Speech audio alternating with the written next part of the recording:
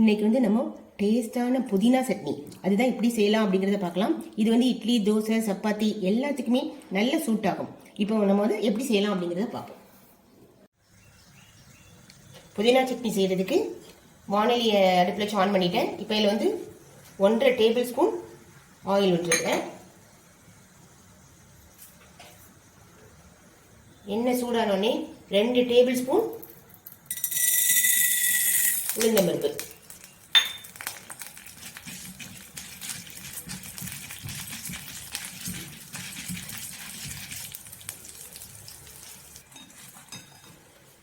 1/2 teaspoon ஜீரகம்,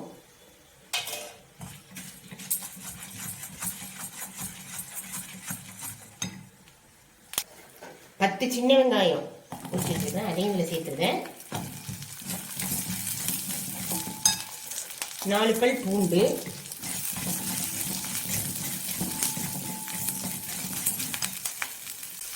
இஞ்சி 1 inch அளவுக்குள்ள இஞ்சி அதையும் கட் பண்ணிட்டு அதையும் சேர்த்தாச்சு.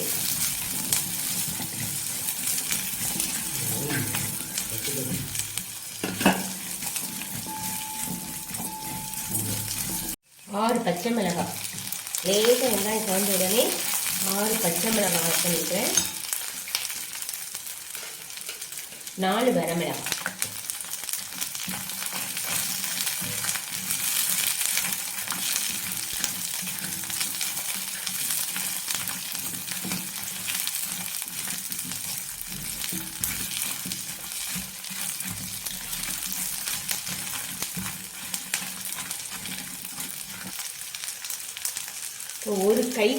ஒரு கைப்பிடி நிறைய புதினா அதை ஆட் பண்ணுறேன்.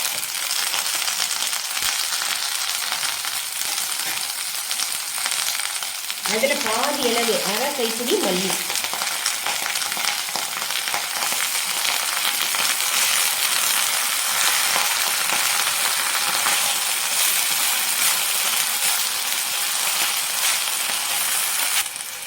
புதினாவும் மல்லியையும் இப்போ நல்லா வதங்கிடுச்சு. இப்போ இந்த இதில் பார்த்தீங்கன்னா தேவையான அளவு புளி ஆட் பண்ணிக்கணும். புளி நான் இதில் பார்த்தீங்கன்னா 1 டீஸ்பூன் கல்லுப்பு ஆட் பண்ணுறேன். நம்ம டேஸ்ட் பண்ணி பார்த்துட்டு வேணும்னா எக்ஸ்ட்ரா கல்லுப்பு ஆட் பண்ணிக்கணும். இது நல்லா ஒரு மிக்ஸ் பண்ணிக்கலாம்.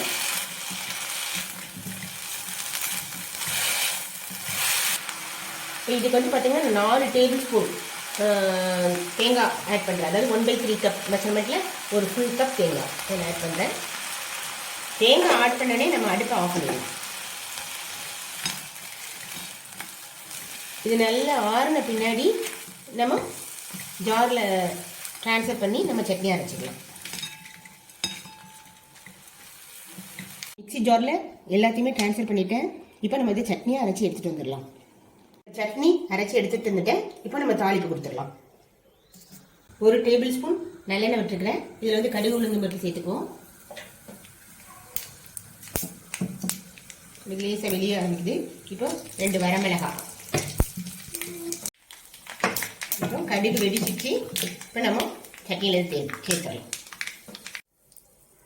இப்போ சட்னி தாளிப்பு கொடுத்தாச்சு. இப்போ நமக்கு சாப்பிட்றதுக்கு சட்னி ரெடி ஆயிடுச்சு.